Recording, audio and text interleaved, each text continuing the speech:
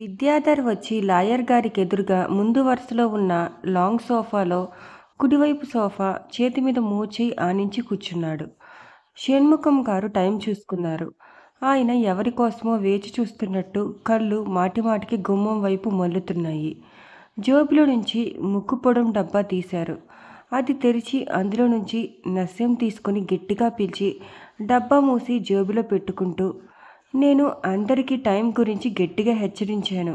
నా మాట లక్ష్యపెట్టని వాళ్ళ గురించి ఎదురు చూడాల్సిన పని నాకేం లేదు అంటూ తను అన్నమాట కరెక్టేనా అన్నట్టు విద్యాధర్ వైపు చూశాడు.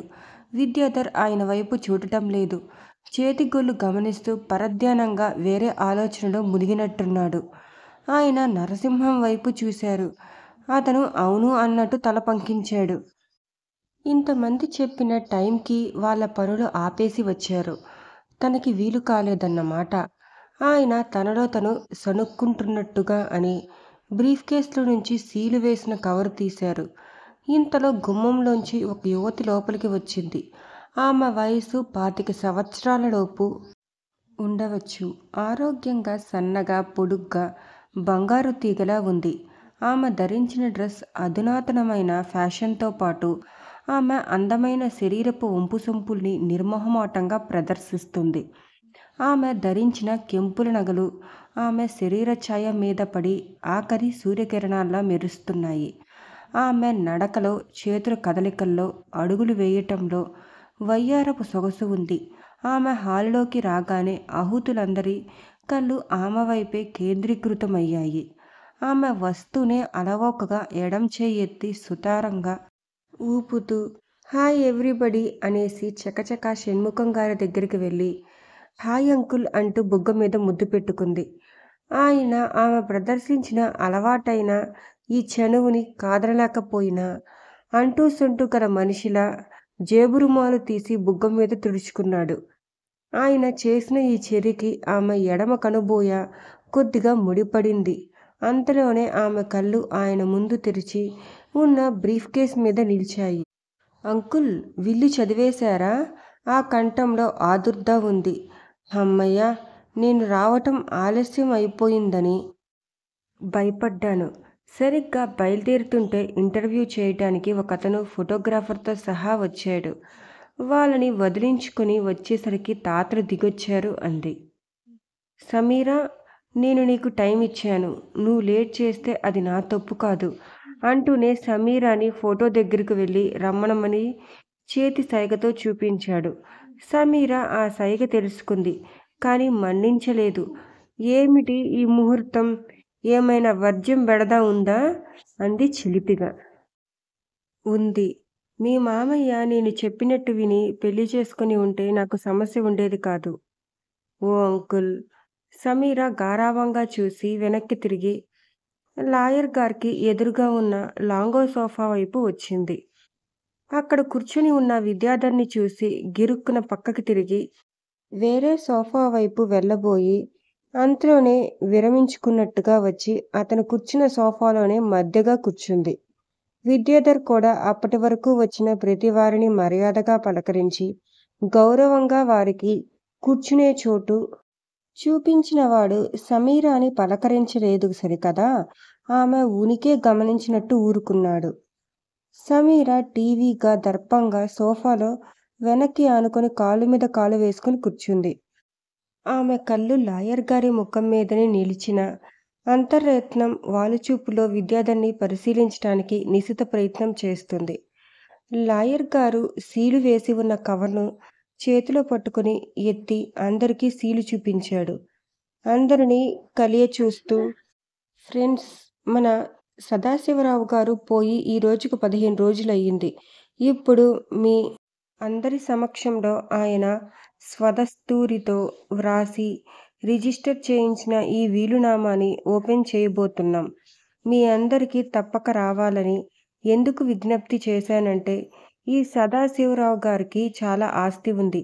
కానీ ఆయన బ్రహ్మచారి అవటం వల్ల ఈ ఆస్తికి సరైన హక్కుదారులు ఎవరూ లేరు. ముందు ముందు ఎవరైనా వారసత్వం హక్కు గురించి కోర్టులో కదపటానికి ప్రయత్నిస్తే వారితో పోరాడటానికి నాకు సదాశివరావు గారి వ్యక్తిగత లాయర్‌గా, ఈ కంపెనీ లాయర్‌గా కూడా బాధ్యత, హక్కు ఉన్నాయి. మీ అందరి సహకారం కూడా నాకు కావాలని విజ్ఞప్తి చేస్తున్నాను. సదాశివరావు గారి ఏ ఒక్కరి మనిషే కాడు. ఆయన మనందరి మనిషి. స్నేహితులుగా, వ్యాపార భాగస్వాములుగా మనందరినీ ఎవరికి వారినే ఒక ప్రత్యేక వ్యక్తిగా ఎంత గౌరవించాడో, ఎంత ఆప్యాయంగా చూసేవాడో మీ అందరికీ తెలుసు. ఆయన మనల్నే కాదు, ఫ్యాక్టరీ వర్కర్స్‌ని కూడా అలాగే చూసేవాడు.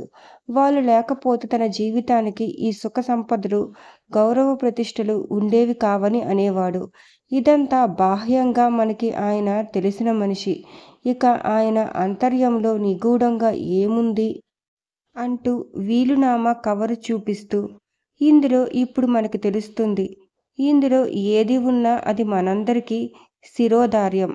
ఇదిగో చూడండి సీలు అంటూ నరసింహం వైపు చూపి చేయి ఊపుతూ, నరసింహం ఇలారా, ఇది విప్పు అంటూ ఆదేశించాడు.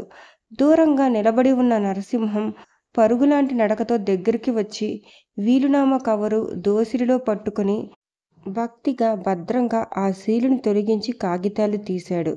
షణ్ముఖం చేయి ఆహుతుల వైపు చూపిస్తూ, నువ్వు వారందరి వైపు తిరిగి నిలబడి ఆ కాగితాల్లో ఏముంది బిగ్గరగా, స్పష్టంగా, తడబాటు లేకుండా చదువు అని ఆదేశించాడు.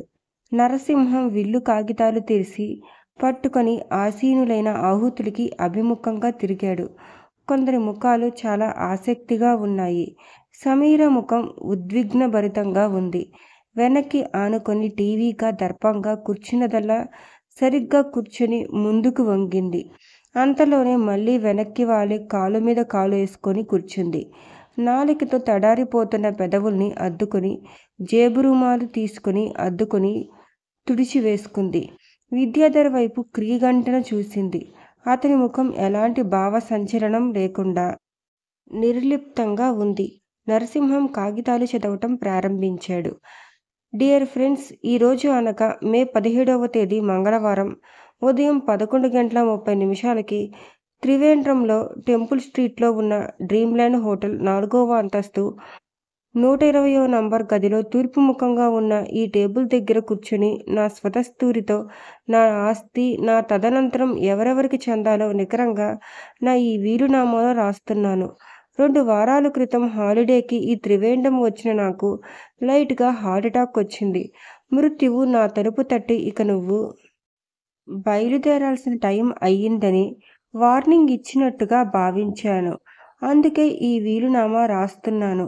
ఇది రాయటంలో నా ముఖ్య ఉద్దేశం గత 15 సంవత్సరాలుగా నన్ను నమ్ముకొని మీ కష్టార్జితం వ్యాపారంలో పెట్టి దాన్ని కోట్లకు పడగలెత్తించి మన ఫ్యాక్టరీని సర్వతోముఖంగా విస్తరింపచేయడానికి నాకు సహకరించిన మీ అందరికీ నా హఠాన్మరణం వల్ల ఎలాంటి అన్యాయం జరగకూడదని నా ఆకాంక్ష. మీ వ్యాజ్యాయాల అపాయాలలో పడి మనోవేదనతో నా మీద తిట్ల అక్షింతలు విసరకూడదని మిమ్మల్ని విసిగించకుండా చూడాల్సిన బాధ్యత నాది అని నమ్మి, నా ఆస్తిపాస్తులు, నేను నడుపుతున్న ట్రస్టులు ఈ క్రింద విధంగా నేను కోరిన వారికి ఆధీనపరుస్తూ స్థిరీకరిస్తున్నాను. నా మరణాంతరం ఖాళీ ఏర్పడే చైర్మన్ పదవిలో గత 10 సంవత్సరాలుగా ఫ్యాక్టరీ కోసం రాత్రింబవళ్లు శ్రమించి అభివృద్ధి చేసిన చిరంజీవి విద్యాధర్ నియమితుడు అవుతాడు. అతని జీతం, వసతులు, కారు, ఫోను, సంవత్సరానికి 2 సార్లు హాలిడేకి వెళ్లేందుకు అన్ని ఖర్చులు కంపెనీ నాకు ఎలా ఇచ్చిందో ఆ విధంగానే అతనికి ఇవ్వాలి. కంపెనీ డైరెక్టర్స్ మీరందరూ కొనసాగి నా తదనంతరం కూడా విద్యాధర్ సహకరించి కంపెనీ అభివృద్ధికి పాటుపడగలరు అని వారి పట్ల పూర్తి నమ్మకంతో ఉన్నాను. వెనక వరుసలో ఎక్కడ్నుంచో ఎవరో మెల్లగా చప్పట్లు మొదలు పెట్టారు. మరొకరు, తర్వాత ఇంకొకరు, క్రమంగా అందరూ విద్యాధర్కి అభినందనంగా చప్పట్లు కొట్టారు. సమీర మూతి బిగించి చూస్తోంది. ఒక్క నిమిషం తర్వాత లాయర్ గారు చేతితో ఇక ఆపమని సైగ చేశారు. చప్పట్లు ఆగాయి. షణ్ముఖం గారు నరసింహం వైపు చదవమన్నట్లు చూశారు. నరసింహం చదవసాగాడు. కంపెనీ డైరెక్టర్స్ సేఠ్ పన్నాలాల్, గురు గోవింద్ సింగ్ ఈ ఇద్దరు నేను ప్రారంభించిన ఆర్ట్ మ్యూజియంకి శాశ్వత మేనేజింగ్ ట్రస్టీలుగా నిర్దేశిస్తున్నాను. దానికి ఉన్న నిధులు 68,980 రూపాయలు సక్రమంగా వినియోగించి ఇప్పుడు కడుతున్న భవనం పూర్తి చేసి దానిని దేశంలో ప్రఖ్యాతగాంచిన సింగిల్ మ్యాన్ మ్యూజియంగా తీర్చిదిద్ది అభివృద్ధి చేస్తారని నా మిత్రులుగా వారి పట్ల నాకున్న అభిమానంతో నమ్మకంతో ఈ బాధ్యత వారికి అప్పగిస్తున్నాను. కన్నడ జయరాం, ఆయన సతీమణి శ్రీలలిత, ముత్తురెడ్డి, ఆయన భార్య జయలక్ష్మి, నేను ప్రారంభించి అభివృద్ధి చేసిన భారతీయ జీవ కారుణ్య సంస్థకి శాశ్వత డైరెక్టర్స్గా నిర్దేశిస్తున్నాను. వారు దీనిని అభివృద్ధి చేసి నోరు లేని జీవాలకి న్యాయం చేయగలరని నా గాఢ నమ్మకం. నా చిన్ననాటి మిత్రుడు రాఘవరావు, అతని పెద్ద కొడుకు మాధవ్, భార్య లక్ష్మి, చిన్న కొడుకు ప్రవీణ్, భార్య సునంద, కూతురు స్వప్న, భర్త పంకజ్, నా మేనకోడలు సమీర, వీరంతా నా తదనంతరం నాకెంతో ప్రియమైన నా గార్డెన్ రెస్టారెంట్స్ రుచి అభిరుచికి మేనేజింగ్ డైరెక్టర్స్గా నిర్దేశిస్తున్నాను. యువతీ యువకులు, ఉత్సాహవంతులు, చదువుకున్న వారైన వీరు రాఘవరావు సారథ్యంలో ఈ హోటల్ పురజనులకు ఆహ్లాదకరంగా, వసతిగానే కాకుండా లలిత కళకి కానాచిగా కూడా వర్ధిల్లుతుందని ఆశిస్తున్నాను. వీటన్నింటికీ సలహా మండలిగా విద్యాధర్, షణ్ముఖం, సమీర, రాఘవరావు, ముత్తురెడ్డి, మురళీధర్ని నియమిస్తున్నాను. ఇదండి యద్దనపూడి సులోచన గారు రచించిన మౌన భాష్యం పార్ట్ 2.